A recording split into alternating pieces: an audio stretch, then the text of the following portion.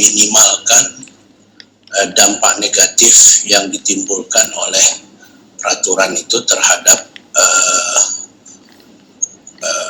pembangunan ekonomi atau economic development. Nah, RIA ini lahir karena banyaknya pengalaman negara-negara berkembang terutama yang terhambat pembangunan ekonominya akibat banyaknya regulasi yang menciptakan biaya tinggi atau transaction cost atau menyebabkan terjadinya high cost ekonomi, ya. Nah, itu terjadi secara teoritis kemarin sudah kita bicarakan karena banyaknya pembuatan peraturan itu yang sangat cepat, ya, terburu-buru atau istilahnya sweeping legislation, ya, peraturan yang dibuat secara terburu-buru, cepat, main sikat, dan orientasinya tidak jelas. Nah, kita sudah melihat bahwa di Indonesia kita juga mengalami masalah yang sama, bahwa kita lihat bahwa ternyata hukum di Indonesia, ya, hukum di Indonesia itu masih muncul sebagai penghambat dalam pembangunan ekonomi.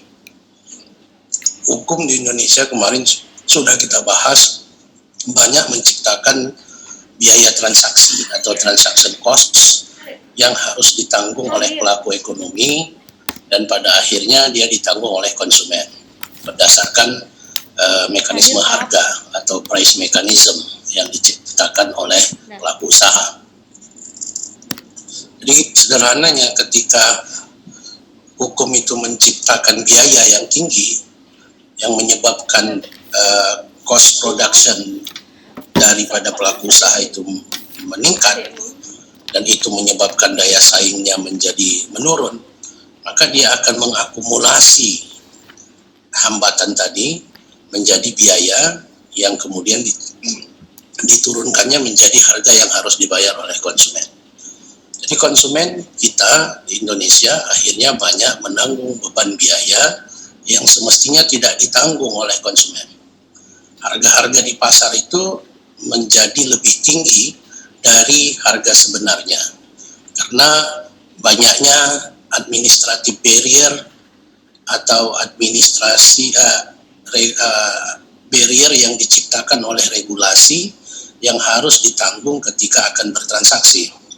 Nah, itu menjadi hambatan. Begitu pula misalnya sudah kita jelaskan kondisi hukum yang semacam itu telah menyebabkan posisi Indonesia di mata dunia itu menjadi negara yang country risk-nya tinggi, ya.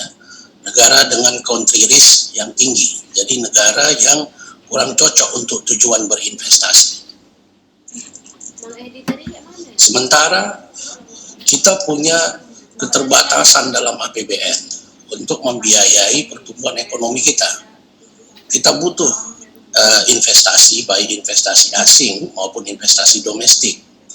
Akan tetapi para pemilik modal tidak juga datang berinvestasi dikarenakan dalam sudut pandang mereka country risk kita sangat tinggi.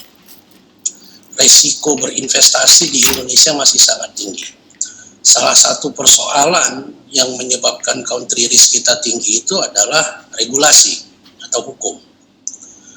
Nah, Bank Dunia memotret ini, kemudian mengumumkan Easy of Doing Business, EODB, yang sudah kita bicarakan minggu lalu.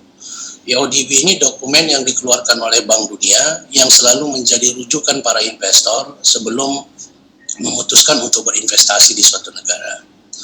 Dalam EODB itu akan tergambar hambatan-hambatan apa yang bisa menyebabkan risk investmentnya menjadi lebih tinggi. Nah, kita pada posisi yang sangat jauh, ya. Kita di posisi 74 dari 200-an negara yang dinilai. Jadi kita belum masuk pada posisi negara yang country risk-nya rendah. Kita sudah membicarakan tentang itu. Saya sudah menunjukkan data, ya, ada sejumlah masalah yang muncul dalam regulasi di Indonesia yang menyebabkan posisi Indonesia di EODB itu mentok di posisi 73. Nah, sebagian ini berkaitan dengan regulasi.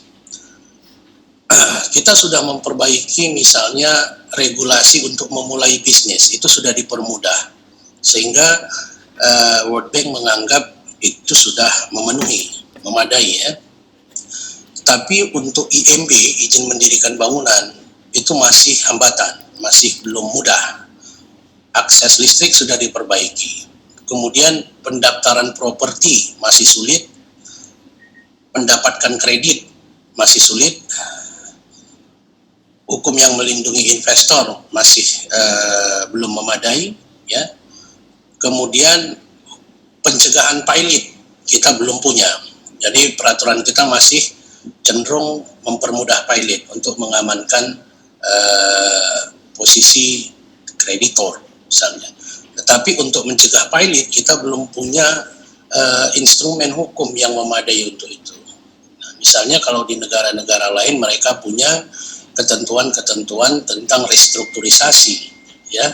Nah, kita belum memiliki hukum yang semacam itu.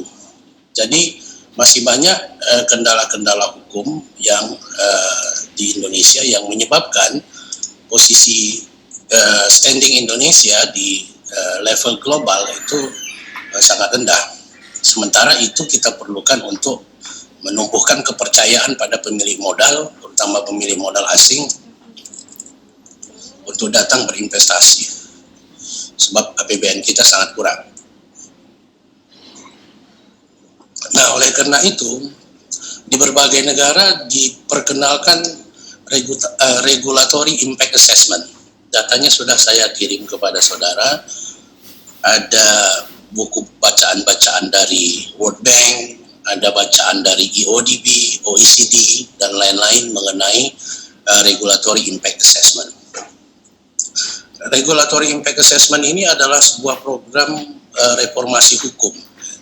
Reformasi hukum yang ditujukan agar pembentukan hukum itu tidak justru menyebabkan barrier atau hambatan bagi pembangunan ekonomi.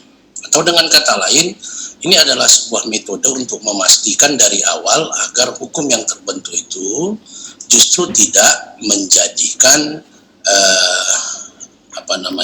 transaction cost, biaya transaksi yang sangat tinggi bagi pelaku usaha, sehingga itu nanti akhirnya akan dibebankan kepada konsumen. Nah, ada 5 prinsip umum yang dikenal dalam memformulasi peraturan berdasarkan konsep RIA, Regulatory Impact Assessment. Yang pertama, intervensi pemerintah harus memiliki alasan. Ini harus dipastikan dulu. Apakah apabila terjadi sesuatu yang perlu diatur, pertanyaannya adalah apakah pemerintah memang sangat diperlukan kehadirannya untuk mengintervensi masalah tersebut, atau mungkin kehadiran pemerintah tidak diperlukan, ya, sehingga tidak perlu dibuat sebuah regulasi yang untuk mengatasi masalah tersebut. Yang kedua, harus dipastikan bahwa regulasi atau peraturan merupakan best alternatif untuk mengatasi masalah itu. Jadi harus dikaji sedemikian rupa. Jika memang ada misalnya alternatif lain yang bisa memastikan masalah itu selesai sehingga tidak diperlukan regulasi, atau memang regulasi merupakan cara yang paling baik untuk mengatasi masalah tersebut, ya.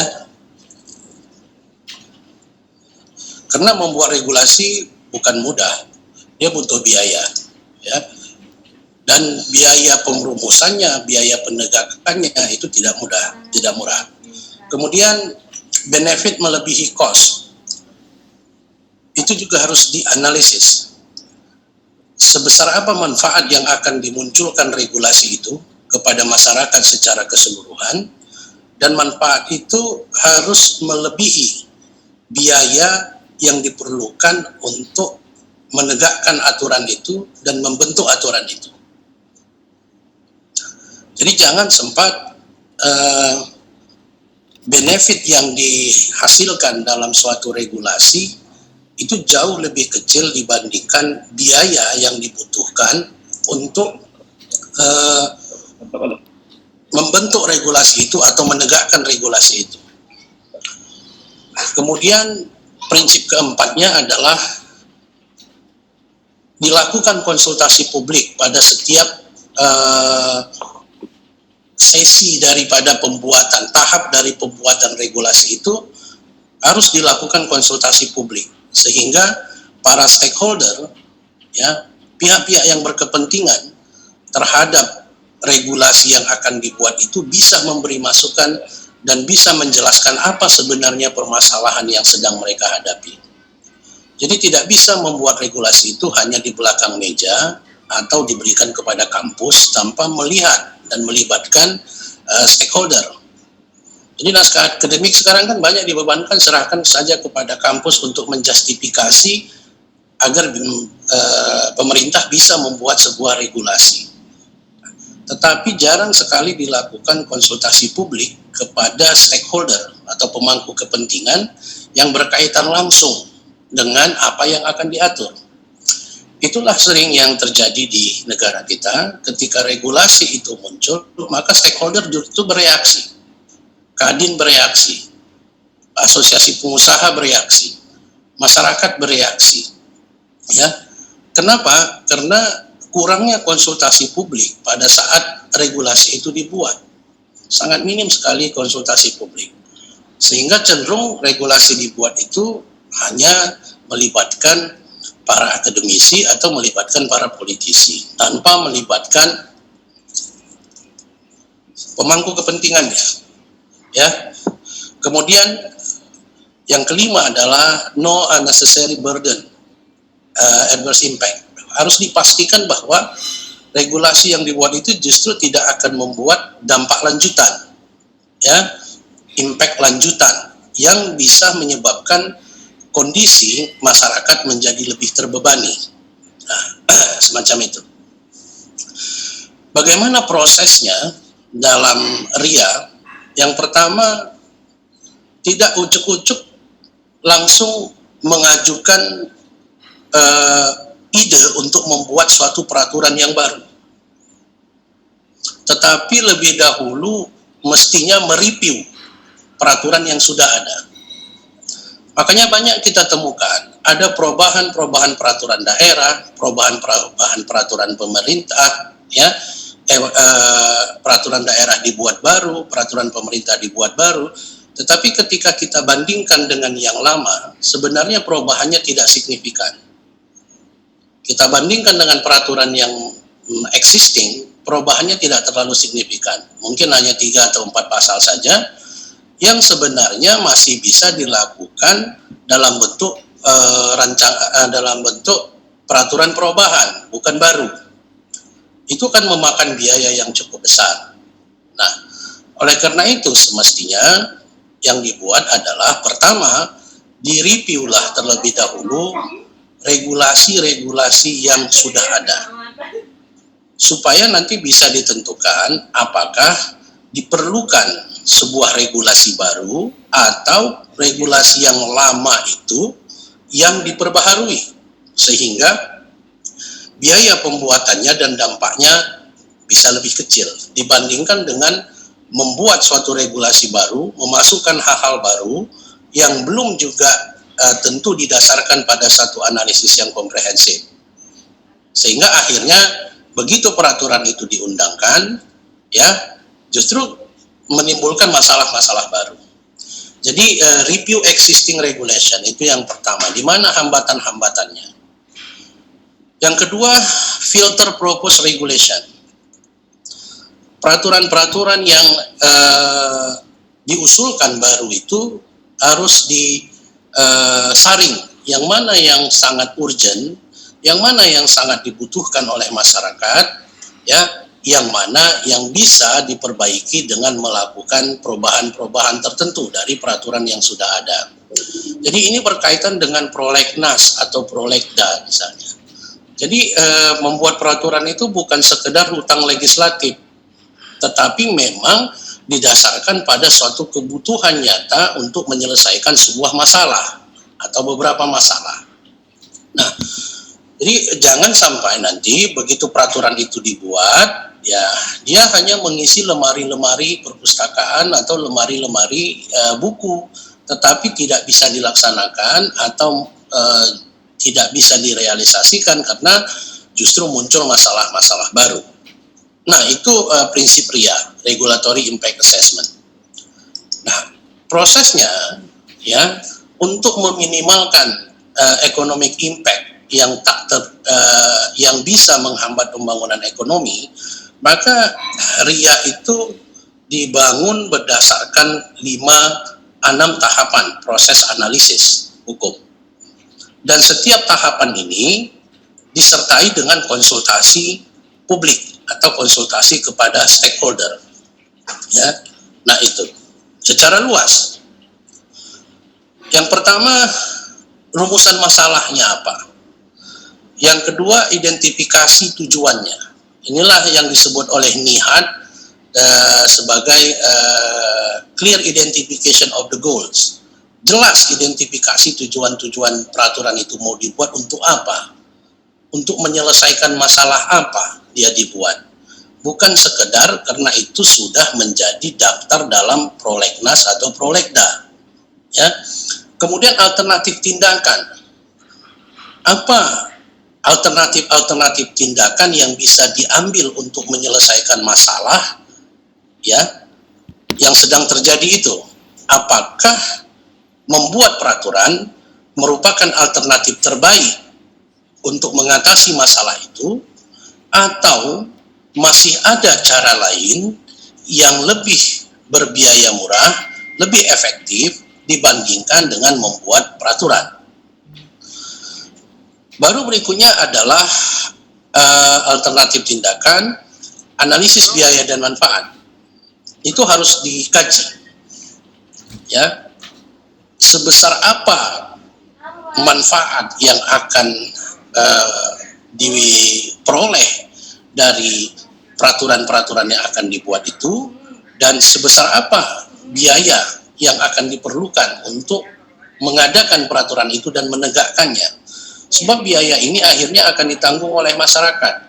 Ya, negara itu asal uangnya adalah uang masyarakat, yaitu uang pajak. Jadi harus dilakukan analisis, jangan sampai peraturan itu tidak bisa dilaksanakan akhirnya karena ternyata biaya menegakkannya lebih tinggi dibandingkan dengan manfaat yang diterima oleh masyarakat ketika peraturan itu dijalankan. Nah, kemudian pemilihan tindakan dan strategi implementasinya seperti apa. Nah, ini semuanya harus melibatkan para pemangku kepentingan, stakeholder. Sehingga stakeholder itu bisa memberikan masukan, memberikan pemikiran, memberikan aspirasi apa yang mereka hadapi, ya, dan itu bisa menjadi masukan untuk mengambil keputusan lebih lanjut. Nah, masalah yang sering kita hadapi adalah pembuatan peraturan-peraturan di Indonesia, di daerah, sama itu banyak yang tidak memadai konsultasi publiknya. Masyarakat sangat minim dilibatkan dalam pembuatan regulasi, padahal mereka adalah subjek yang akan dikenai regulasi itu. Alasannya selalu adalah ketidakcukupan anggaran, yang pertama. Yang kedua, alasan praktis. Kalau banyak kali dilibatkan masyarakat tak jadi-jadi ini, Pak. Sekarang ini nggak jadi karena ini hutang legislasi atau karena yang dibuat ini kan untuk kepentingan mereka, gitu, masyarakat. Jadi mestinya masyarakat itu terus dilibatkan, pemangku kepentingan terus dilibatkan dalam pembuatan regulasi. Nah, perumusan masalah ini sangat penting. Ini kaitannya dalam perumusan naskah akademik, ya, naskah akademik yang menjadi dasar pemikiran untuk mengatur kaidah-kaidah hukum yang akan dirumuskan dalam sebuah peraturan. Nah, harus dipahami terlebih dahulu, ya, apakah telah memahami masalah yang sebenarnya. Jadi problem identification-nya harus kuat sebelum membuat regulasi. Apa sebenarnya masalah yang dihadapi oleh masyarakat dalam konteks ini? Itu harus ditelusuri dengan baik sehingga diharapkan bisa didapatkan masalah yang mengakar atau masalah yang paling mendasar yang akan diselesaikan oleh regulasi atau peraturan yang akan dibuat. Jadi jangan hanya menyelesaikan masalah-masalah di permukaan.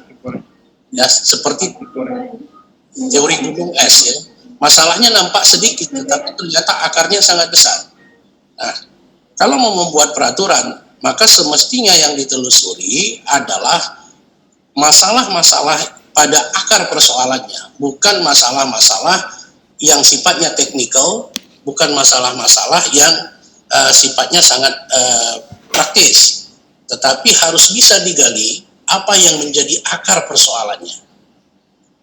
Ya, nah, jadi misalnya, ya, ketika membuat peraturan, jangan terjebak dengan masalah-masalah yang di permukaan, sebab kekhawatirannya adalah ketika peraturan itu ditujukan untuk mengatasi masalah yang nampak di permukaan, tetapi ternyata masalah mendasarnya tidak selesai, sehingga akan muncul terus problem-problem, ya. Muncul terus problem-problem meskipun peraturan itu sudah dibuat dan ditegakkan. Kemudian harus didapatkan bagaimana persepsi dari stakeholder, ya, persepsi dari stakeholder terhadap masalah itu.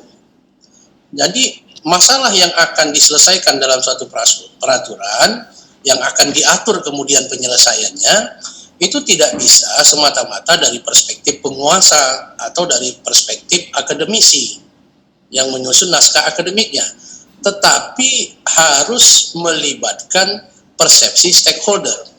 Sebab kita belum tahu, ya, perspektif daripada si pembuat itu belum tentu sama dengan perspektif pemangku kepentingan yang dikenai langsung oleh keadaan yang akan diatur oleh regulasi tersebut. Jadi harus ada konsultasi publik terhadap stakeholder untuk menjaga agar peraturan itu tepat sasaran dan tepat masalah yang akan diatur atau diselesaikan oleh peraturan itu. Kemudian identifikasi tujuan. Prinsip kedua. Adakah justifikasi pemerintah untuk intervensi? Ini harus dipikirkan dulu. Ya, apakah intervensi pemerintah sangat diperlukan untuk mengatasi masalah tadi? Atau sebenarnya masih ada cara lain tanpa membutuhkan intervensi pemerintah, masalah itu bisa diselesaikan tanpa harus mengeluarkan sebuah regulasi. Ya. Nah, apakah untuk menyelesaikan sebagian atau seluruh masalah? Dan harus pasti apa tujuan atau sasaran peraturan itu. Ini harus dirumuskan dengan tepat. Sehingga nanti, ya, orientasi dari pembuatan peraturan itu menjadi lebih jelas. Misal, yang saya contohkan kemarin, ada pembuatan perda. Sering kita bertanya, orientasinya apa? Kalau orientasinya misalnya menemukan jalan untuk mendapatkan pendapatan asli daerah, maka pasti spirit peraturan itu akan mengutip ke sana.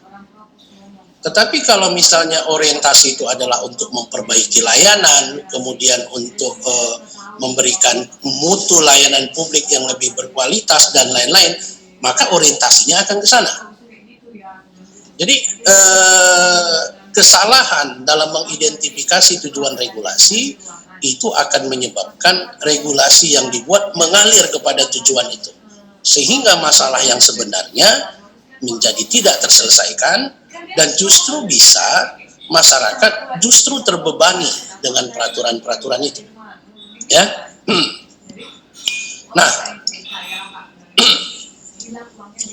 kemudian alternatif tindakan. Apakah telah mempertimbangkan semua instrumen yang tersedia untuk mencapai tujuan? Jadi tidak bisa membuat satu alternatif saja dengan memunculkan regulasi.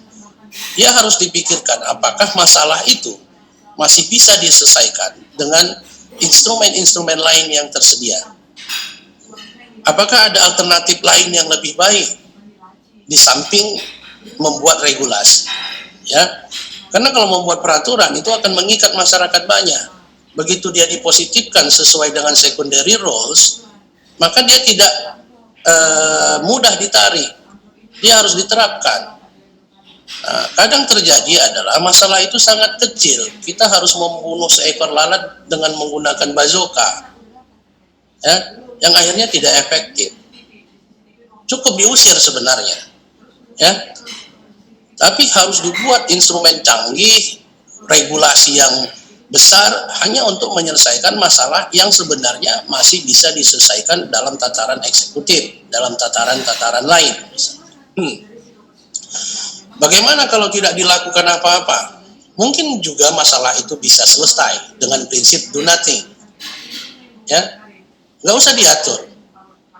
Mungkin saja masalah itu bisa terselesaikan dengan berbagai pendekatan lain, sehingga tidak harus membutuhkan peraturan itu. Sebab semakin banyak peraturan, semakin rumit ujung-ujungnya. Apalagi nanti dalam tahap harmonisasi, ketika peraturan itu tidak sinkron dengan peraturan-peraturan lain, itu akan menjadi masalah yang luar biasa. Nah, misalnya begini, ya, saya beberapa kali ikut diskusi mengenai pembenahan BUMN, Badan Usaha Milik Negara. Mau dibuat undang-undang tentang BUMN yang baru, yang konon kabarnya pemikirannya, konsepnya sangat canggih dan lain-lain. Tujuannya apa? Tujuannya untuk mengatasi kondisi BUMN yang kurang progresif, kurang berkembang di Indonesia. Nah, dalam diskusi itu kita sering bertanya begini. Pertama, apa sebenarnya masalah yang dihadapi BUMN kita? Masalah mendasar apa yang mereka hadapi? Apakah masalah itu bisa diselesaikan, ya, dengan cara lain tanpa harus membuat peraturan yang sangat besar? Itu yang pertama. Sehingga bisa dipilah-pilah. Yang kedua, yang sering kita pertanyakan dalam diskusi itu adalah tujuan BUMN kita ini sebenarnya apa? Dia ini makhluk apa? Kita harus jelas dulu identification of goals-nya. Ya, BUMN kita ini makhluk apa sebenarnya? Makhluk pasarkah? Atau sebenarnya dia merupakan arm's length, perpanjangan tangan negara untuk mensejahterakan masyarakat? Karena kita masih belum tuntas memaknai keberadaan BUMN itu berdasarkan pasal 33 ayat 2, ayat 3. Jadi BUMN kita itu bergerak seolah-olah dia makhluk privat yang memang merupakan bisnis entity gitu. Atau sebenarnya dia merupakan arm's length, perpanjangan tangan negara. Ya. Atau sebenarnya dia merupakan agent of development yang memang diciptakan oleh pasal 33 untuk mendukung kesejahteraan rakyat. Nah, ketika orientasi berpikir ini tidak bisa kita pahami, maka arah pengembangan kita arah hukumnya akan beda. Sehingga banyak orang menganggap, ya, berbagai regulasi menganggap BUMN itu adalah aktor bisnis. Tapi ada juga regulasi yang menganggap bahwa BUMN itu adalah agent of development. Dia bukan merupakan agent of business.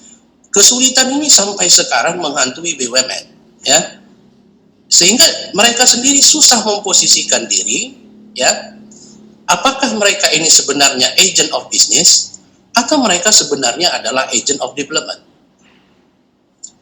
Nah, peraturan lain memandang BUMN dengan cara berbeda.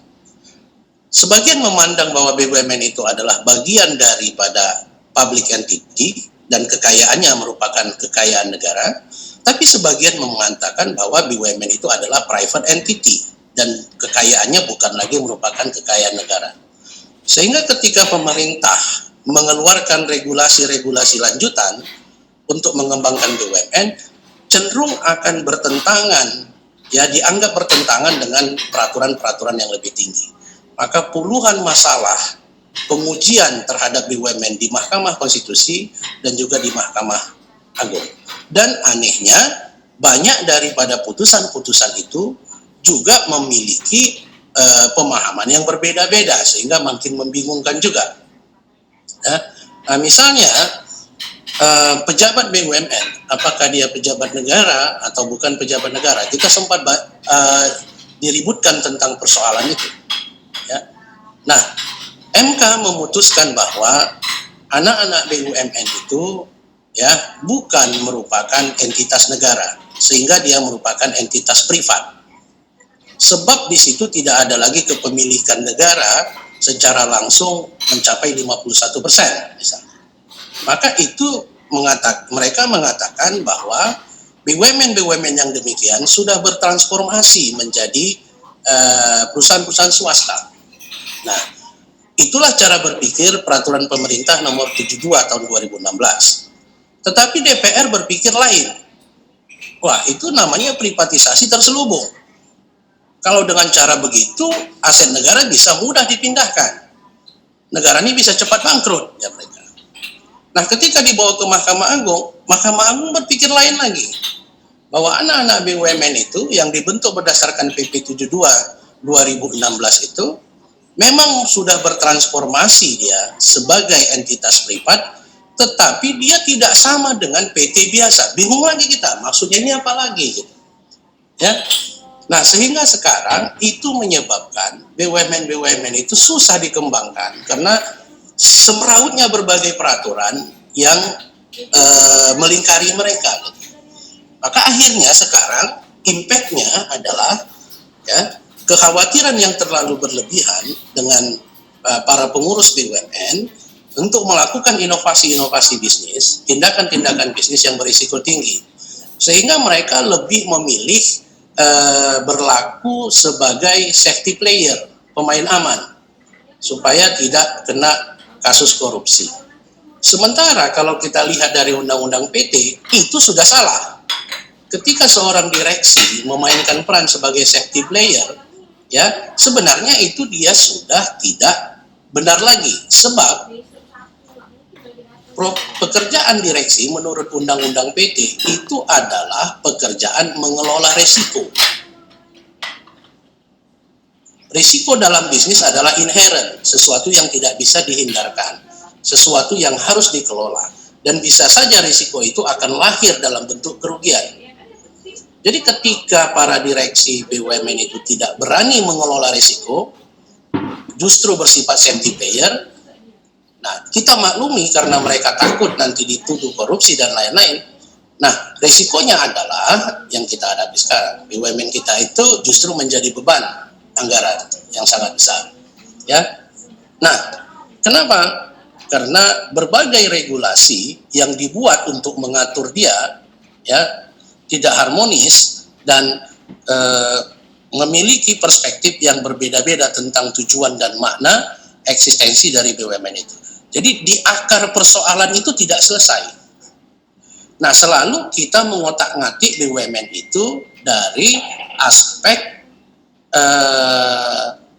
governance-nya, tata kelolanya, tetapi persoalan mendasar yang dihadapinya tidak pernah kita selesaikan. Ya. Nah, jadi perubahan tata kelolanya terus berputar-putar, terus berubah. Ya. Sejak zaman Tan Sri Abeng itu mengalami perubahan-perubahan yang konsep-konsepnya yang sangat canggih. Tetapi sampai saat ini justru masalah mendasarnya tidak diselesaikan oleh regulasi. Itulah yang kita hadapi. Itu baru persoalan BUMN. Misalnya, kampus kami misalnya, ya Kampus ini juga mengalami hal yang sama oleh regulasi. Ya. Sampai saat ini, kejelasan status kampus PTNBH itu menjadi pertanyaan.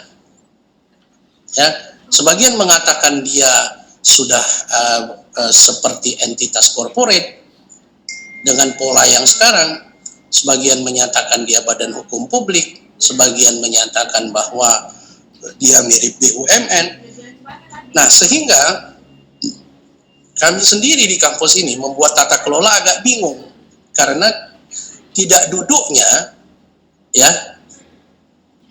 clarity of status and definition tentang kampus itu. Jadi kampus ini USU ini berubah-ubah dari 2003. PTN dirubah lagi menjadi BHMN, dirubah menjadi PTN menjadi Badan Hukum Pendidikan BHP, kena putusan MK, berubah PKBLU, kena lagi sekarang namanya BHMN, PTN Badan Hukum. Nah, tata kelolanya menjadi tidak jelas, orientasinya menjadi tidak jelas. Ya, nah itu semuanya berkenaan dengan apa? Pasti dengan regulasi yang tidak menjadi regulasi itu justru menjadi penghambat kita untuk mengembangkan diri. Nah, itu. Nah, kami misalnya mau meringankan beban mahasiswa, mau dikurangi uang kuliah, atau mau dipotong uang kuliah, atau diputihkan, beda pendapat. BPK bilangnya, oh jangan, itu pendapatan negara, Anda tidak boleh melakukan itu. Regulasi kami mengatakan bahwa itu tidak lagi pendapatan negara. Pendapatan Universitas Sumatera Utara sudah dikecualikan dari PNBP. Itu PP yang bilang, peraturan pemerintah yang bilang. Pendapatan USU dari pengelolaan uang kuliah tidak termasuk pendapatan negara, bukan pajak. Tetapi Undang-Undang PNBP mengatakan itu adalah PNBP. Kita jadi bingung. Makanya kita tidak berani berbuat lebih jauh, ya. Ketika kita menghadapi masalah, karena regulasi yang ada itu justru menyebabkan berbagai barrier, hambatan, ya, untuk bisa kita berbuat lebih banyak. Nah, itu akibat peraturan-peraturan yang dibuat banyak itu tanpa dilalui oleh proses yang komprehensif seperti yang kita sebutkan tadi. Kemudian analisis biaya dan manfaat. Manfaat atau biaya apa sajakah yang timbul dari setiap alternatif? Apakah menghasilkan manfaat atau biaya yang diinginkan? Apakah ada dampak lainnya? Bagaimana dengan manfaat biaya bagi pemerintah, konsumen, masyarakat, pelaku usaha, dan ekonomi secara keseluruhan? Nah, jadi analisis ekonomi, analisis manfaat ini harus dibuat secara komprehensif agar jangan melihat peraturan itu hanya memberikan manfaat jangka pendek, tapi justru menimbulkan beban dalam jangka panjang.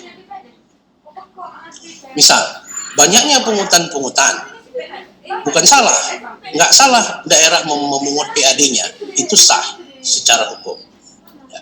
Tetapi kemudian pungutan-pungutan ini dibebankan kembali kepada konsumen melalui mekanisme harga, sehingga kondisi ekonomi yang tidak baik, justru konsumen justru menghadapi tekanan dari harga pasar yang tidak masuk akal akibat tekanan-tekanan regulasi yang menyebabkan transaction cost semakin tinggi yang dihadapi oleh dunia usaha. Jadi PAD dapat, ya, tetapi daya beli konsumen berkurang. Ini kan sebenarnya dalam jangka panjang akan menimbulkan masalah karena saving masyarakat berkurang, walaupun daerah bisa mengambil pendapatan dalam jangka pendek. Daerah mengambil pendapatan dalam jangka pendek, tapi tidak dikembalikan dalam bentuk layanan yang lebih baik, beban masyarakat tidak dikurangi, itu akan menyebabkan dalam jangka panjang daya beli masyarakat bisa berkurang. Satu. Yang kedua, saving kita, anggota masyarakat, bisa berkurang akibat biaya-biaya yang muncul dari regulasi-regulasi tadi. Nah, orang sudah payah menyediakan, pemerintah sudah payah menyediakan energi, listrik kurang, gas mahal, orang membangun energi alternatifnya, orang membuat power plant sendiri, ya, para pengusaha membuat power plant dan lain-lain untuk mengatasi itu, justru dikenai pajak daerah, pajak energi, pajak ini, pajak ini, pajak ini. Kan akhirnya pengusaha bilang, udah kita tidak diberikan fasilitas, sudah harga listriknya tinggi, kadang ada, kadang tidak. Kita mau mengatasi energi kita sendiri dengan membuat energi di luar yang disediakan oleh negara, tapi dipajaki lagi, ya kan? Nah, akhirnya ini semua akan mereka ikuti, sebab mereka tidak mungkin melanggar aturan. Tetapi ini akan menciptakan struktur biaya yang sangat tinggi pada industri tersebut. Nah, struktur biaya inilah yang akan mereka turunkan kepada konsumen melalui harga jual. Kalau masih pasaran dalam negeri, misalnya, mereka selalu akan mengurangi mutu. Sehingga akhirnya konsumen membeli barang yang tidak sepadan dengan mutu yang barang tersebut. Dalam jangka panjang harus dirugikan. Nah, jadi harus dipikirkan, ya, bukan hanya manfaat yang diterima dalam jangka pendek, dalam bentuk misalnya pungutan-pungutan daerah, tetapi bisa dihitung dan diestimasi dan dikalkulasi manfaat jangka panjang dan beban jangka panjang yang dimunculkan oleh regulasi itu. Mestinya, ya, manfaat secara menyeluruh harus lebih besar daripada biaya yang ditimbulkan oleh regulasi. Barulah dia menjadi pilihan yang baik. Kemudian konsultasi stakeholder dilakukan pada setiap tahapan, ya, memastikan rumusan masalahnya tepat, persepsinya sesuai, mendapatkan masukan atau opsi atas opsi dari para stakeholder, masukan dan konfirmasi mengenai biaya dan manfaat, masukan atas kemungkinan implementasi peraturan itu seperti apa. Jadi intinya, ya, dalam pembuatan regulasi itu keterlibatan stakeholder itu tak boleh diabaikan, karena regulasi itu dibuat untuk mereka. Nah, kenyataan yang sering kita hadapi itu yang disebut oleh Elliot dan lain-lain sebagai fenomena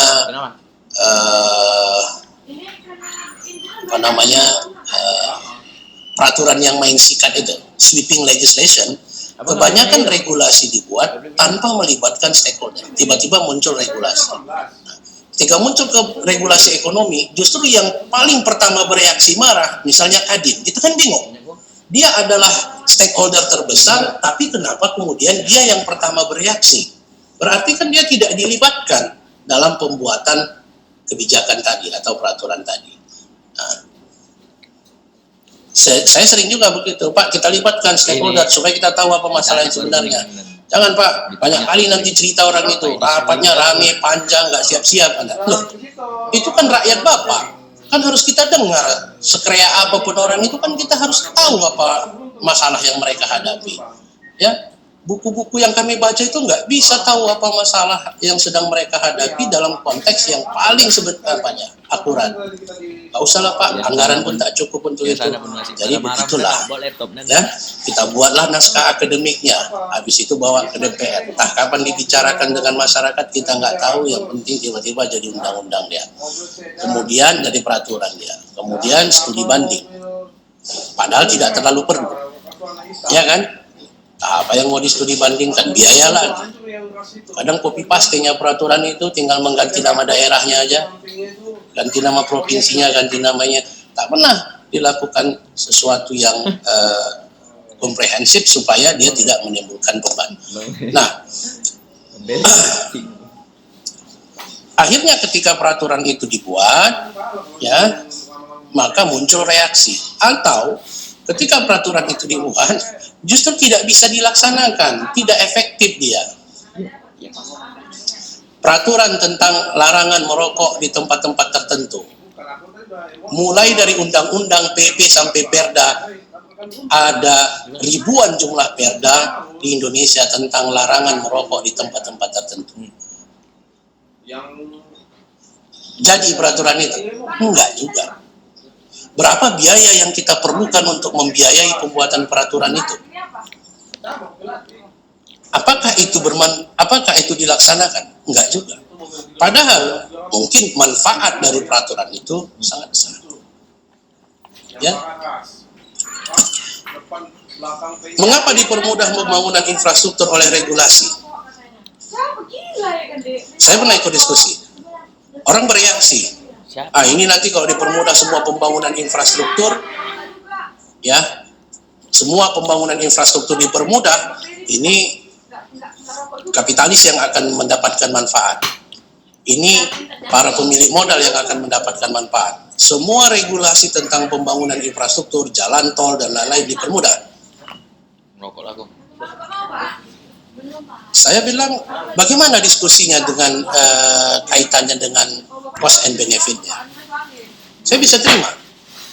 Ya, biaya terbesar dalam APBN kita mencapai 450 triliun adalah biaya berkaitan dengan BBM. Ya, bahan bakar minyak. Baik itu biaya impor, karena kita negara net impor untuk BBM, maupun biaya subsidi. Ya. Nah, itu biaya terbesar dalam struktur APBN kita. Salah satu biaya terbesar setelah pendidikan adalah biaya BBM, baik biaya subsidi maupun biaya impor. Kenapa terlalu besar struktur biaya BBM di Indonesia itu? Mengecilnya tak ada, membesarnya tiap tahun yang ada. Karena kita negara yang kedua terboros di dunia menggunakan bahan bakar. Kenapa? Banyak faktor. Selain faktor-faktor regulasi, ya, salah satu faktor yang menyebabkan itu adalah ruas jalan bebas hambatan yang sangat kurang. Sehingga kita harus menempuh jarak yang di negara lain itu hanya dibutuhkan setengah dari jarak yang waktu tempuh yang kita alami di Indonesia. Misalnya, ya, Labuan Batu, Belawan, 300 km. Pasti kita bilang 6 atau 7 jam. Ya, 6 atau 7 jam. Bayangkan 6 atau 7 jam jarak waktu tempuh untuk jarak 300 km. Karena hanya sebagian saja ruasnya yang menggunakan jalan tol misalnya. Bayangkan itu di Asia. Di daratan Asia 300 km, standar maksimum waktu tempuh 300 km itu hanya 3 jam setengah maksimum. Ya, di kita itu bisa 7 jam. Berarti inefisiensi 3 jam setengah. 3 jam setengah itu setiap hari berapa BBM yang kita gunakan. Dan BBM itu sebagian besar BBM impor, BBM subsidi. Maka segitulah inefisiensi yang harus kita alami setiap tahun, ya, karena ruas jalan yang tidak memadai. Maka dipermudahlah, misalnya membangun infrastruktur jalan tol. Salah satu alasannya adalah untuk menekan biaya inefisiensi dari penggunaan BBM agar struktur biaya BBM di dalam APBN itu bisa ditekan. Jam 10 ketinggalan. Ya, karena dia sangat besar. Misalnya semacam ini. Masalah pelaksanaannya pakai ngutang itu bukan urusan saya. Memang itu jadi masalah. Ya, nah, nggak tahu kita 2021 ya, grace period untuk utang infrastruktur sudah berakhir. Ya, 2021 Oktober utang luar negeri untuk infrastruktur harus mulai dibayar. Sementara kondisi ekonomi kita semacam ini. Kita tidak tahu bagaimana postur APBN 2021 seberat apa. Ya, mudah-mudahan mereka tidak menaikkan pajak lagi. Ya. Nah, karena saya yakin APBN 2021 kita luar biasa berat. Ya. Nah, hal-hal semacam itu. Jadi kita banyak tidak memahami bahwa pada akhirnya regulasi itu akan menimbulkan biaya. Nah, itulah perlu diantisipasi dengan menggunakan analisis regulatory impact assessment, ya, supaya bisa mendapatkan posisi regulasi yang tidak membebani masyarakat, peraturan yang tidak menghambat pembangunan ekonomi. Berbagai negara melakukan hal yang sama. Ya, Ukraina mereview regulasi yang ada dan menyaring rancangan regulasi. 2 tahun saja 120 draft regulasi direview dan 60%-nya ditolak. Ya, karena menimbulkan beban bagi masyarakat. Di Korea, 50% dari 11 regulasi dihapus dalam 1 tahun. Ya, karena tidak menguntungkan bagi masyarakat. Karena menambah beban biaya masyarakat. Kemudian Korea membentuk Regulatory Reform Committee. Inilah yang rencana dibentuk oleh Jokowi ketika dia fit and proper capres. Dia mengatakan akan membentuk Badan Legislasi Nasional, yang konon kabarnya ketuanya Yusril, tapi tak jadi, ya kan? Nah, dia ingin membuat suatu Badan Legislasi Nasional yang tugasnya itu adalah mereview existing regulation dan memfilter proposed regulation. Kita mengatakan, jadi BPHN itu ngapain kerjaannya? Ternyata BPHN kerjanya nggak sampai sejauh sana. Kami bilang kalau nggak ada gunanya dibubarkan saja, ya, karena nambah-nambah APBN juga.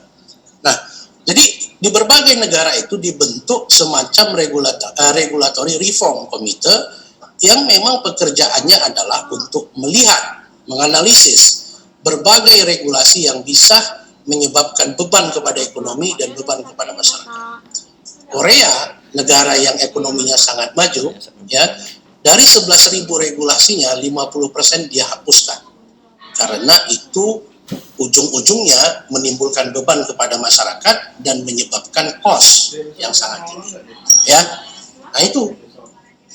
Ya, itu pernah saya ilustrasikan misalnya tentang gas. Sampai sekarang nggak tuntas-tuntas. Ya. Kita negara dengan cadangan gas terbesar di dunia, tapi harga gas termahal di jagat raya ini ada di negara kita. Kan suatu pertanyaan besar. Rahmat Tuhan itu jadi balas sama kita. Nah, tadi saya dapat informasi harga gas per titik Belawan itu 10,1 US dollar per MMBT. Sampai KEK Sungai Mangke tadi itu 10,2324 US dollar per MMBT. Gas dari Indonesia sendiri. Singapura tadi masih tetap 6,5 US dollar per MMBT, dan itu bukan gas dia. Malaysia 6,7 US dollar per MMBT. Thailand 6,8 sampai 6,9 US dollar per MMBT. Kita 10,2 US dollar per MMBT, dan itu gas dari bumi kita sendiri. Nah, di mana masalahnya? Di regulasi. Regulasi tentang apa? Regulasi tentang distribusi. Regulasi tentang pembangunan infrastruktur. Regulasi tentang kewenangan Pertamina. Regulasi tentang kewenangan PN Gas. Regulasi-regulasi teknis yang sifatnya akhirnya membuat mereka susah berbuat dan melakukan sesuatu.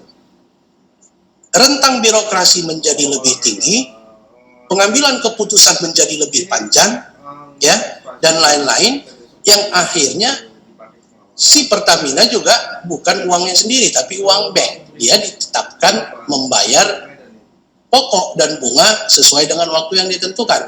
Nggak ngerti bank itu tentang regulasi yang dia hadapi. Pokoknya tanggal sekian bayar, tanggal sekian bayar, tanggal sekian bayar. Sehingga untuk bisa memberikan, membangun investasi, ya,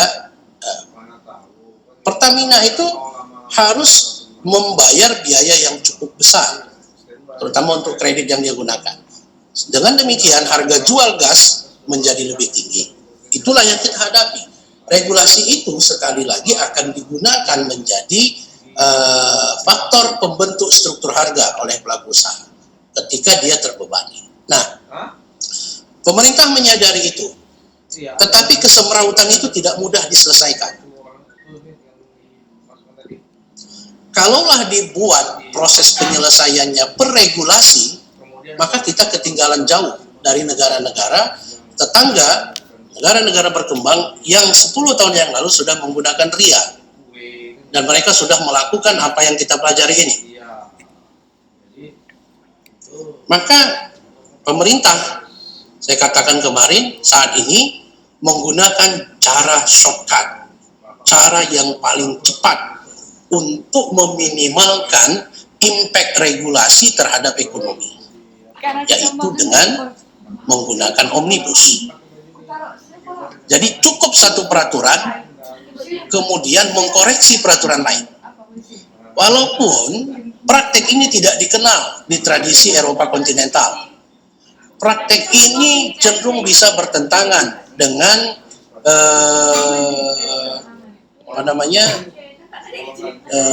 Undang-Undang Nomor 12 tahun 2011 tentang pedoman pembuatan perundang-undangan, terutama berkaitan dengan hierarki. Ya.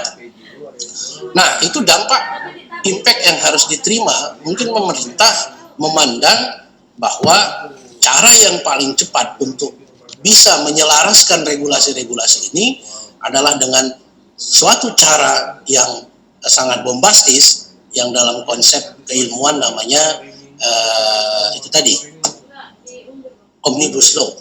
Ya.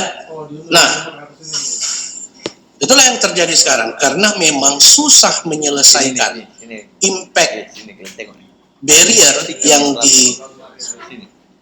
diciptakan oleh hukum di Indonesia terhadap upaya mempercepat pertumbuhan ekonomi.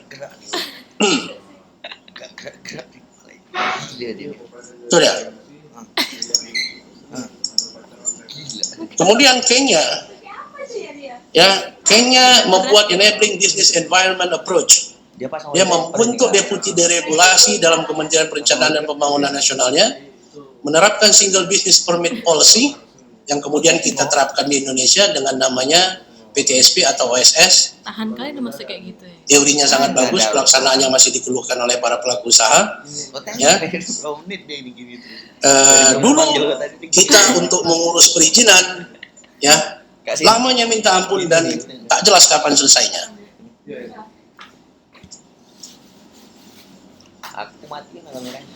Sekarang itu kita pangkas semuanya dengan menggunakan OSS, Online Single Submission. Perkiraan sistem ini akan mereduksi transaction cost sampai dengan 80%. Tapi kemarin kita bicara-bicara dengan pelaku usaha, belum juga dia menang.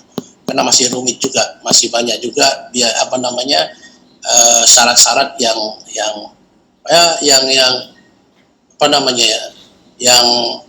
unreasonable yang diminta oleh otoritas, baik pemerintah daerah maupun pemerintah pusat, yang akhirnya justru masih menimbulkan biaya tapi tidak sebanyak ketika dia dengan cara non-OSS.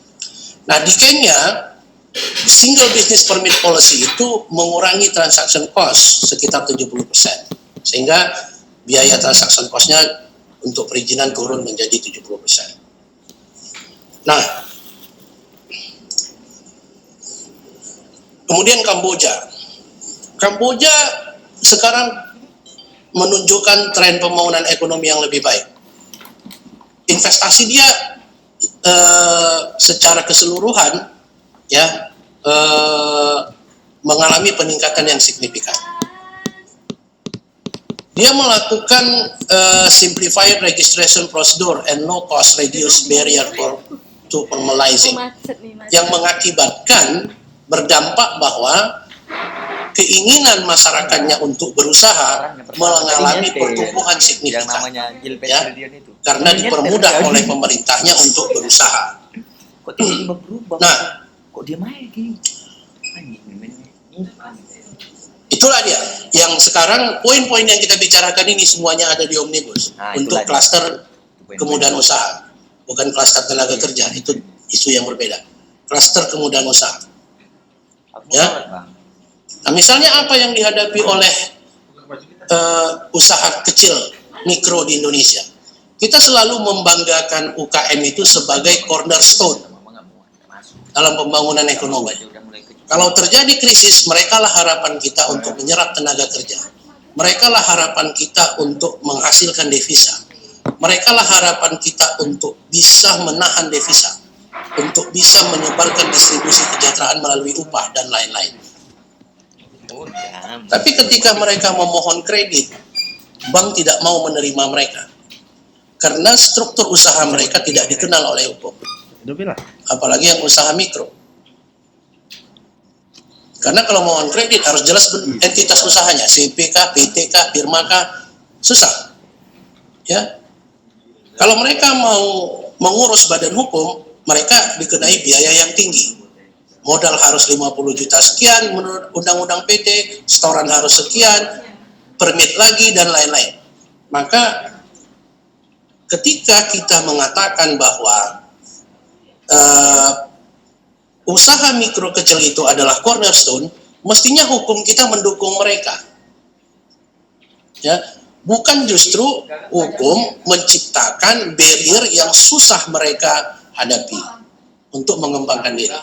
Nah, itu juga direspon dalam Omnibus, bahwa saat ini khusus untuk perseroan terbatas UKM boleh dibentuk oleh seorang pemegang saham saja. Itu berdasarkan Omnibus. Jadi PT yang sebelumnya dibentuk oleh 2 orang, sekarang boleh dibentuk oleh 1 orang khusus untuk UKM. Modalnya jauh lebih ringan dibandingkan dengan apa yang diatur dalam Undang-Undang PT. Omnibus merubah Undang-Undang PT untuk memberikan, untuk mengatasi barrier yang dihadapi oleh UMKM. Sekarang misalnya ekonomi kreatif akan menjadi penopang ekonomi kita di masa krisis yang disebabkan oleh fenomena COVID-19. Ekonomi kreatif mungkin akan menjadi andalan kita di tahun yang akan datang. Tapi ketika kita melihat kondisi ekonomi kreatif, ya, masalah mereka tetap regulasi. Nggak bisa kami melakukan banyak hal karena peraturan ini nggak boleh, ini nggak boleh, ini begini, ini begini, ini begini. Nah, jadi padahal mereka sangat dibutuhkan dalam pembangunan ekonomi.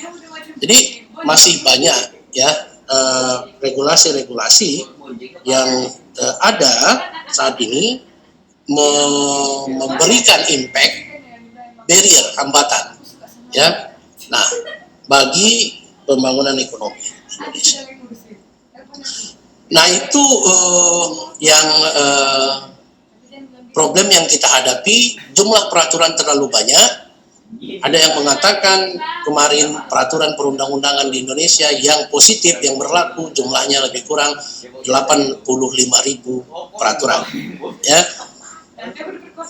Kebanyakan dari peraturan tidak harmonis secara vertikal dan horizontal, sehingga menimbulkan ketidakpastian dan menghambat kegiatan ekonomi.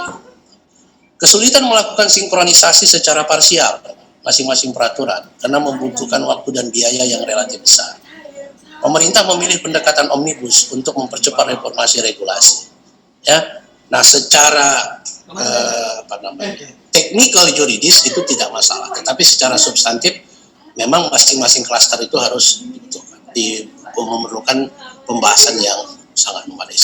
Saya tidak menguasai klaster ketenaga kerjaan, tapi klaster ekonomi dan klaster dunia usaha. Menurut saya beberapa hal yang dilakukan itu sudah berimbang dan sudah tepat. Jadi tidak saja untuk kemudahan bagi pelaku usaha besar, tetapi juga kepada UMKM. Berbagai peraturan itu di-cut, berbagai peraturan itu dinyatakan tidak berlaku, berbagai peraturan diubah yang selama ini menjadi hambatan bagi usaha kecil menengah untuk berkembang di Indonesia. Silakan kalau ada pertanyaan yang mau didiskusikan terkait dengan peran hukum dalam pembangunan ekonomi.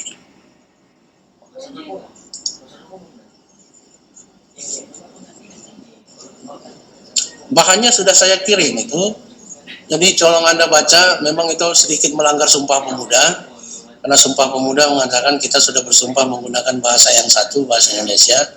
Bahan-bahan itu kebanyakan bahasa Inggris, cuman memang ada beberapa jurnal berbahasa Indonesia yang menggunakan pendekatan RIA dalam menganalisis regulasi. Ya. Kemudian kalau di luar negeri, RIA ini dipergunakan oleh hakim untuk memutus, sehingga hakim itu berupaya agar putusannya itu bisa membuat stimulus kepada masyarakat. Putusannya tidak putusannya itu bisa menyebabkan, bisa mendorong terjadinya social engineering ke arah yang lebih baik. Saya tidak tahu Anda sudah belajar teori hukum atau tidak. Mestinya Anda sudah belajar teori-teori tentang economic analysis of law, baik yang dimukakan oleh Richard Posner, Aldor Hick dan lain-lain. Ya, ini sejalan dengan economic analysis of law yang diajarkan oleh teori-teori ekonomi dalam hukum. Silakan kalau ada pertanyaan. Ya, dalam patroli.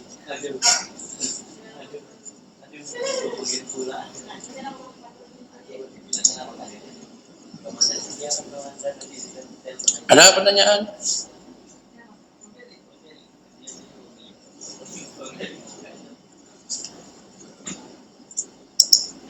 Itu udah ngerti lah kalian semua, jadi malu aku ngajarkannya.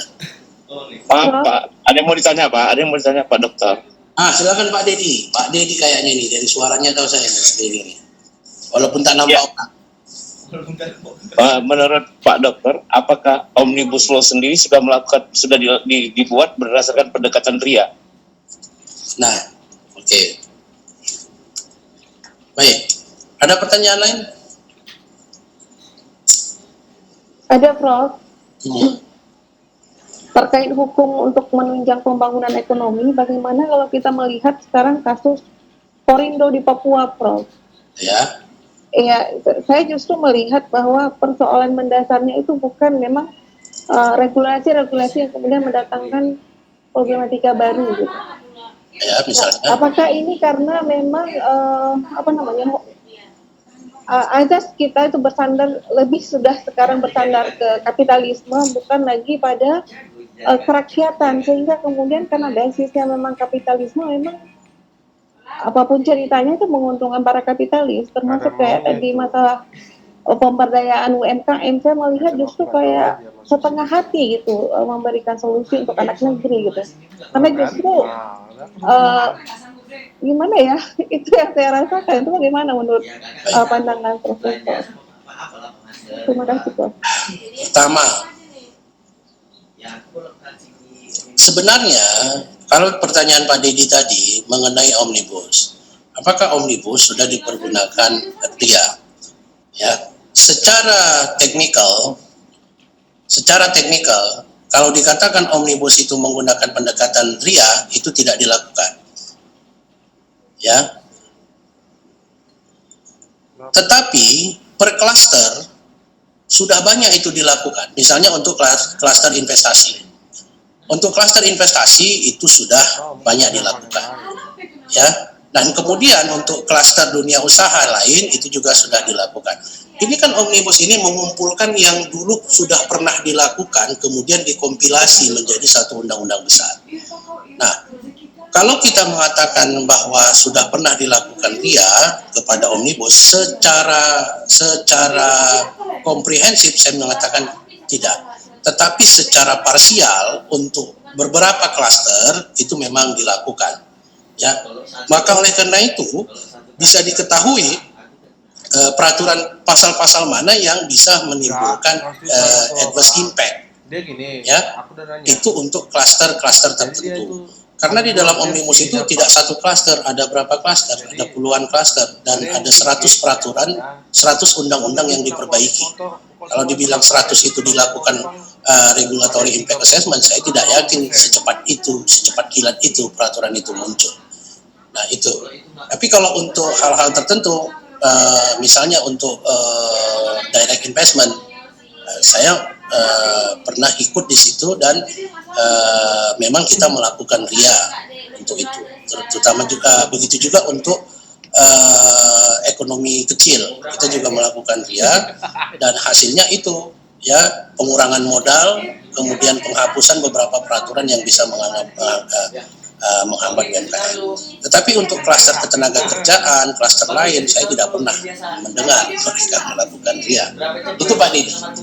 Karena itu peraturan yang sangat berat, klasternya sangat banyak. Kalau dikatakan itu dilakukan RIA secara komprehensif, saya tidak yakin itu dilakukan. Itu tidak akan pernah selesai. Tetapi kalau parsial, mungkin beberapa itu dilakukan RIA terhadap omnibus itu Pak Deddy. Ya maaf Pak Dokter. Ya. Karena kalau seandainya omnibus dilakukan pendekatan RIA, apalagi berkaitan dengan sinkronisasi terhadap peraturan, malah ke genonomnya, ke Pancasila sendiri kan gitu kan, maka tidak akan mungkin ada muncul reaksi seperti yang terjadi sekarang ini. Nah, kenapa begitu? Saya melihatnya bahwa sebenarnya omnibus ini tidak menggunakan sistem yang utuh. Dia tidak juga menggunakan sistem ekonomi yang liberal, dia juga tidak menggunakan. Jadi dia bercampur-campur sehingga kemudian dampaknya yang menimbulkan banyak persoalan. Karena kalau dia fokus sistemnya ini, selesai mungkin ininya, dan dia sesuai misalkan dengan Pancasila, kalau kita menganggap sebagai Pancasila sebagai norma dasar dari pembentukan seluruh perundang-undangan yang ada di Indonesia. Mungkin itu Pak Dokter. Ada 3 pendekatan dalam politik hukum ketika membuat regulasi. Saya tidak tahu, mungkin Anda sudah belajar atau tidak. Pertama, pendekatan dogmatik. Yang disebutkan Pak Deddy tadi pendekatan dogmatik.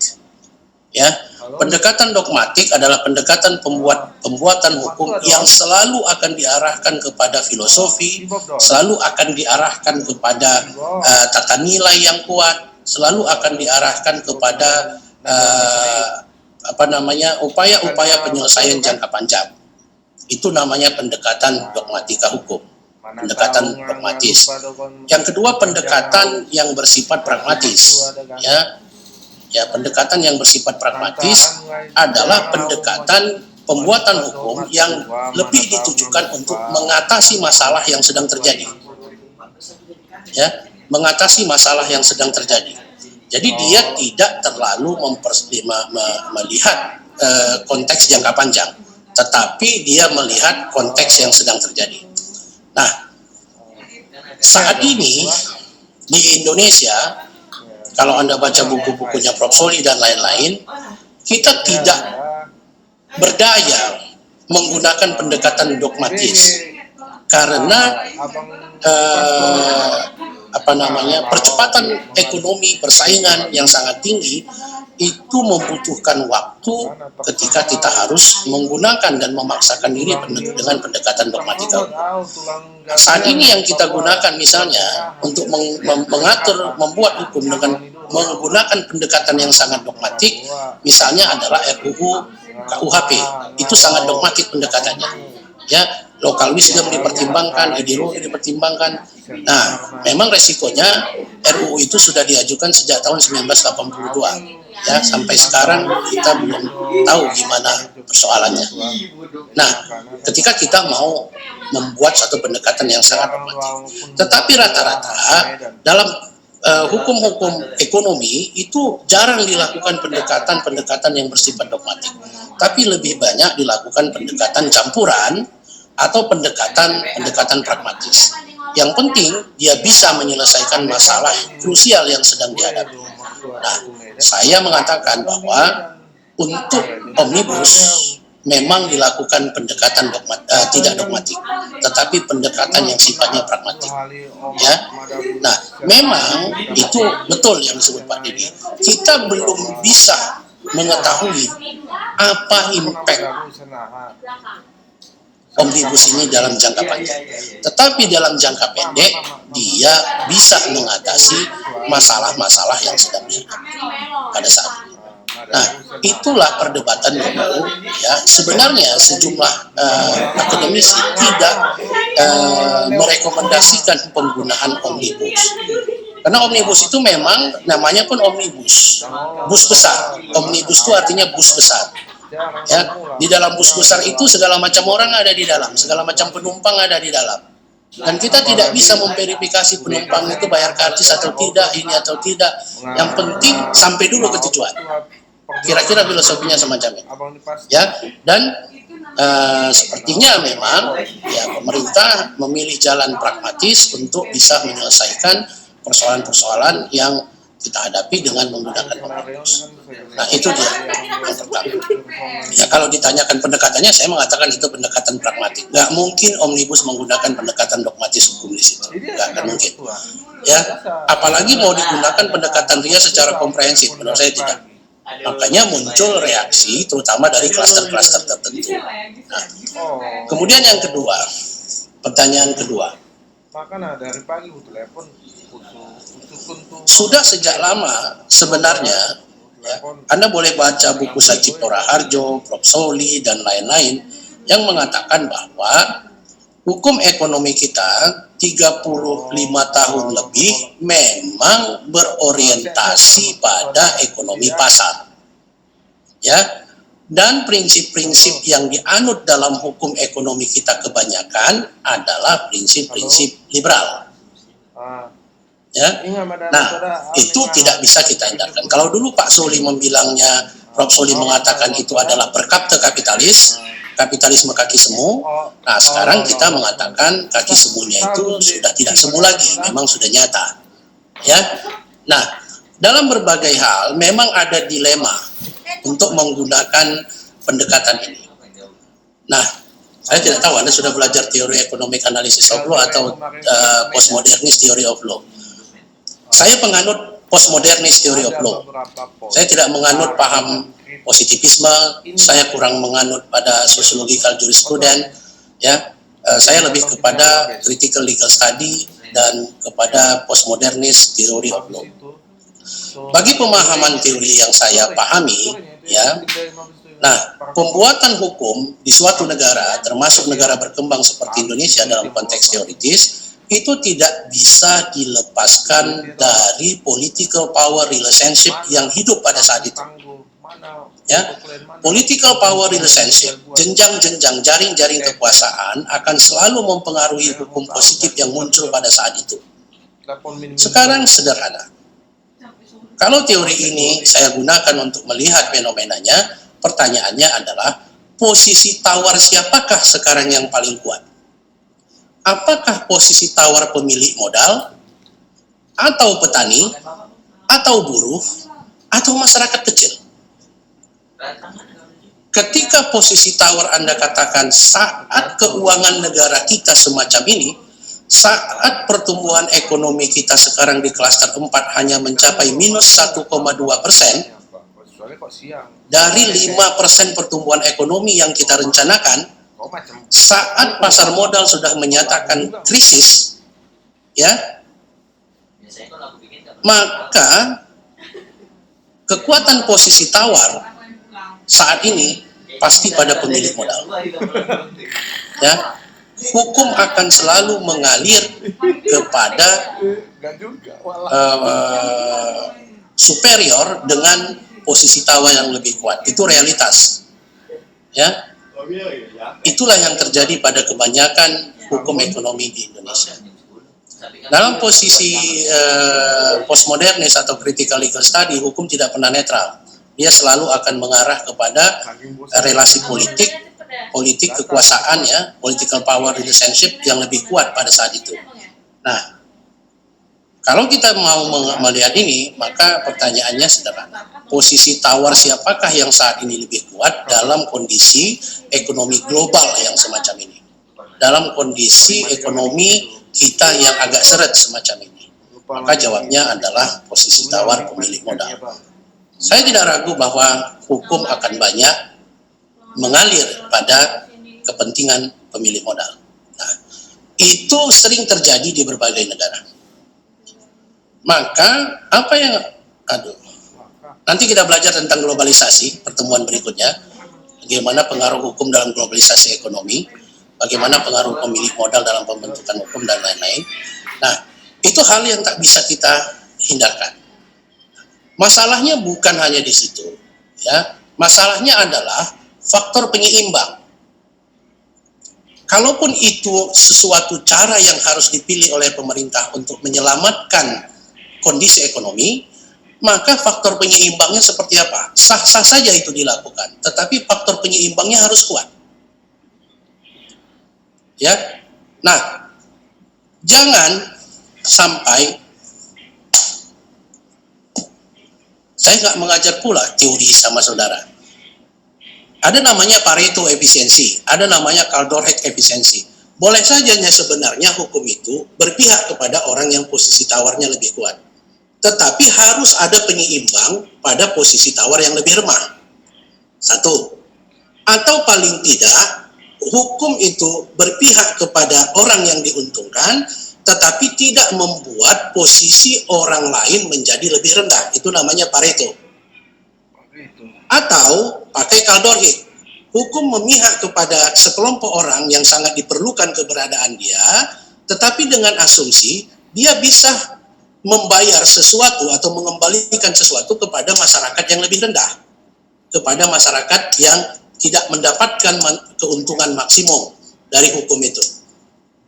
Maka yang penting dilihat adalah ada suatu realitas ketika pemerintah sangat membutuhkan modal di luar modal domestik APBN. Silakan saja dia berpihak kepada pemilik modal. Tetapi apakah regulasi itu membuat suatu keadaan menjadi Pareto, ya, atau tidak? Ini yang perlu kita lihat unsur penyeimbangnya. Yang kita sedihkan terkadang, ya, keberpihakan itu kepada satu kelompok yang posisi tawarnya lebih kuat, tetapi kelompok lain ini justru menurun derajat kesejahteraannya. Nah, inilah yang tak boleh. Dalam itu teori, ya.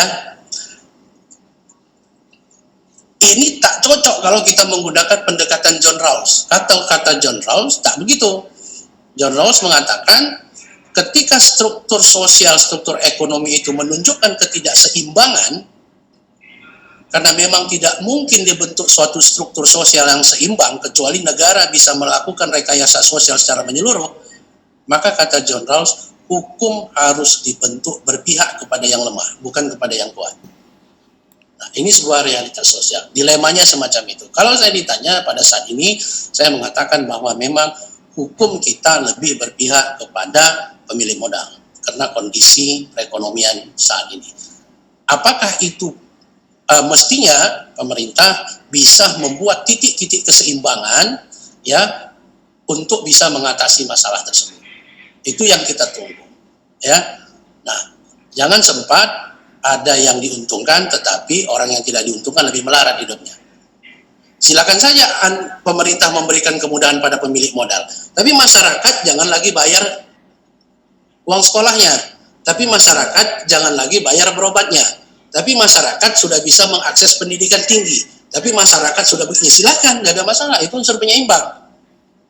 Nah, hukum harus bisa menciptakan itu. Ketika itu tidak ada unsur penyeimbang itu, kalau dalam teori namanya hukum ekonomi sosial, ini yang menjadi masalah. Kecemburuan akan muncul, kesenjangan sosial akan muncul, ya. Kemudian ini. Jadi saya paham itu, saya pengajar hukum investasi, ya. Jadi selalu akan ada gejala ke arah semacam itu. Saya hanya takut kalau Undang-Undang 25 tahun 2007 pasal 7 dirubah. Kalau itu saya ikut akan turun ke jalan. Ya. Pasal 20 Undang-Undang 25 tahun 2007 pasal 7 adalah nasionalisasi.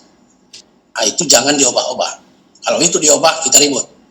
Sebab dalam undang-undang itu disebutkan ketika negara mengalami kesulitan, ketika negara sangat membutuhkan, maka negara bisa mengambil alih seluruh aset-aset orang asing. Silakan saja. Ya. Pasal itu jangan diubah. Kita tinggal menunggu orang yang tepat yang berani menggunakan pasal itu kalau kondisi ekonomi kita lagi bermasalah besar. Nah, kan nggak mungkin kan pemerintah sekarang pakai pasal itu. Dia menggunakan pasal itu yang lebih menguntungkan para pemilik modal. Untung nggak aku presidennya. Kalau aku presidennya, pasal itu aku pakai. Biar kayak tahun 58 sama tahun 52. Ya kan? Nah, syukurlah aku nggak jadi presiden. Nah, instrumen itu kita tetap pantau, itu jangan diubah. Karena presiden itu berubah-ubah setiap 5 tahun. Pasal itu tetap. Ketika negara membutuhkan, ketika rakyat membutuhkan, ketika perekonomian kita sangat membutuhkan, maka negara menggunakan kedaulatannya untuk mengambil alih seluruh aset-aset orang asing. Itu 2 kali kita lakukan. Tahun 52 dan tahun 58. Ya, kita juga mengalami hal semacam ini di tahun 52 dan tahun 58. Tapi kemudian Soekarno mengambil alih, memilih keputusan untuk melakukan nasionalisasi daripada mengundang investor. Itu sejarah yang tak berulang atau tidak kita nggak tahu. Kira-kira begitu, Pak. nanti kita bahas lebih lanjut lah pada pertemuan berikutnya. Ini udah maghrib. Ya, mohon maaf ya kalau jawabannya kurang pasti, kurang ini ya. Memang kalau mau pasti kita belajar matematika, belajar hukum tak ilmu pasti pula. Nanti kita sambung ketika kita belajar tentang globalisasi dan pengaruh hukum serta kepentingan nasional. Itu mungkin minggu depan kita melihat bagaimana globalisasi itu mempengaruhi hukum di Indonesia, ya. Dan kita bersyukur masih punya gawang terakhir, yaitu Mahkamah Konstitusi, ya, sebagai judicial control. Ya. Jadi kita masih punya gawang sebenarnya, termasuk Cipta Kerja ini kan kita masih punya gawang terakhir, tapi takut orang makainya. Ya masukkanlah undang-undang itu ke MK. Mana tahu MK-nya nolak secara keseluruhan, ya kan, habis batal dia semua. Nah, tapi yang mohonkan juga takut nanti kalau diterima udah final dia Pak, ya gitu, ya kan. Nah, oke, nanti kita lanjutkan. Terima kasih atas perhatian saudara. Saya minta tolong di capture ini, dan ketua kelas tolong kirim ke saya melalui WA, ya, di capturekan ini.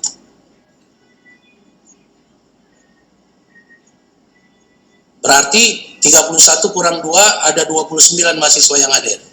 Ya, Di sini partisipan 31, masuk saya 1, prodi 1. Ya. Saya minta di capture lah. Oke ya, makasih ya. Kirim ke saya ya. Saya mau absen nanti. Terima kasih, Prof. Baik, sama-sama. Terima kasih, Prof. terima kasih. Terima kasih, Prof. Terima kasih, Prof. Terima kasih, Prof.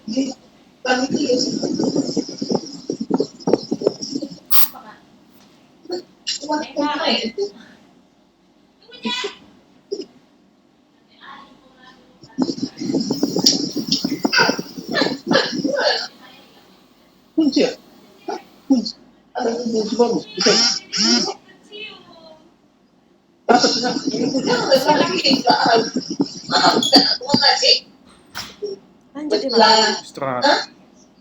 Maghrib.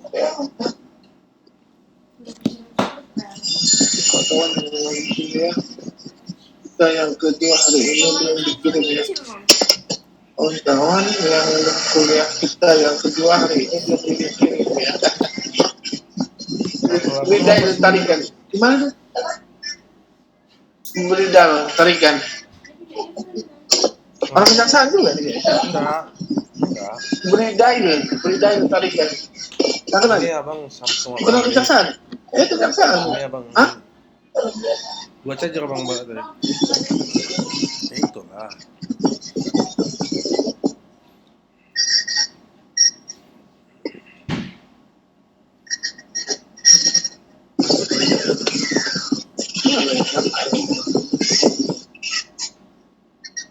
Kembali lagi ke firman ketua kelas.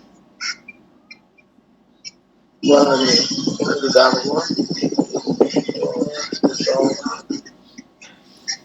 Kembali napi tubuh pun kalah. Tugas satu itu, kita pakai besok aja. Abang mikirkan satu beli itu waktu beli kan lagi abang batu nggak alam itu. Iya, aduh. Cantik memang batu alam itu. Mewah itu. Yang di Binjai? Sayang, hati Kasih lah. aja lah. Tuh ada abang. Ya.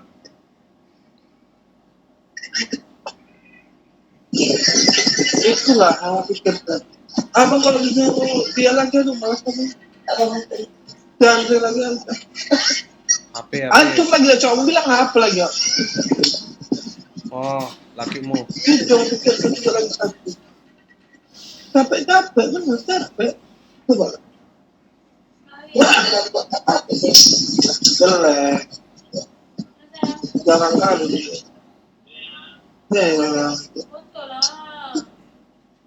Cantik pula memang motifnya itu.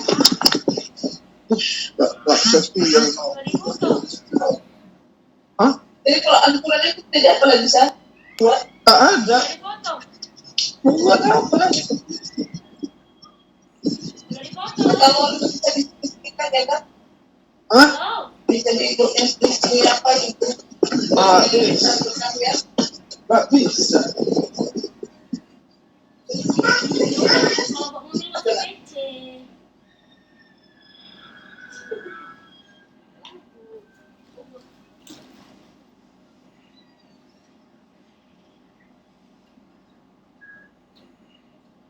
Gimana itu?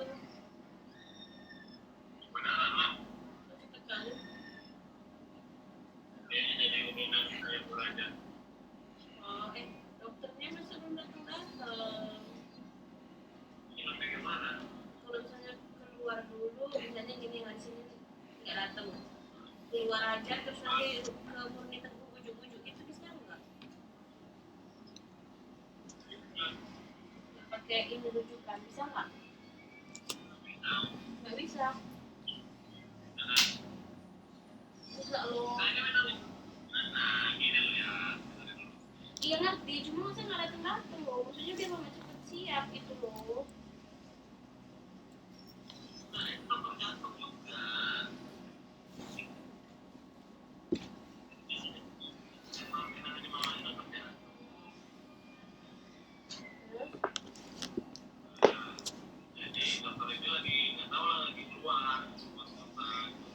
Hah? Luar kota lama. Oh, jadi yang di Bidadari dokternya keluar kota?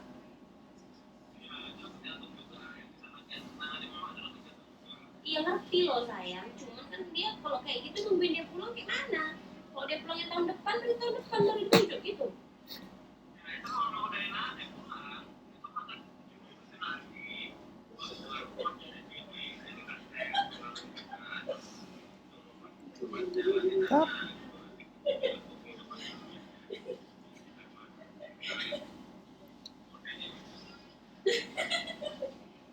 Jadi nggak harus hari ini gitu, kalau pulang besok bisa berarti.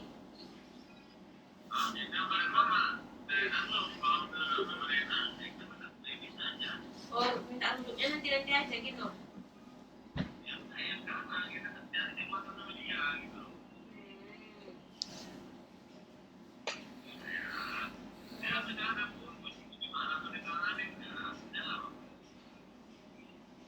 Ya.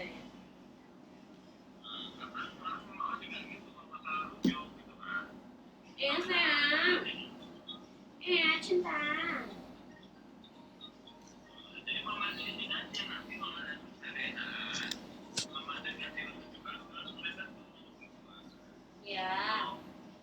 Ya bang, Put. Cek masih bau, Cek? Oh, siap. Enggak dong. Enggak dong. Di spring itu kau buat lantas udah pakai lantas kan soalnya Enggak tahu lah yang buat seperti orang Sunda. Ini puluhan ini nanya kayak mana kami pakai baret atau enggak digituin, soalnya orang ini sibuk semua pakai baret, nyari baret katanya. Ya udah, Tapi kan- menyesuaikan aja. Soalnya tadi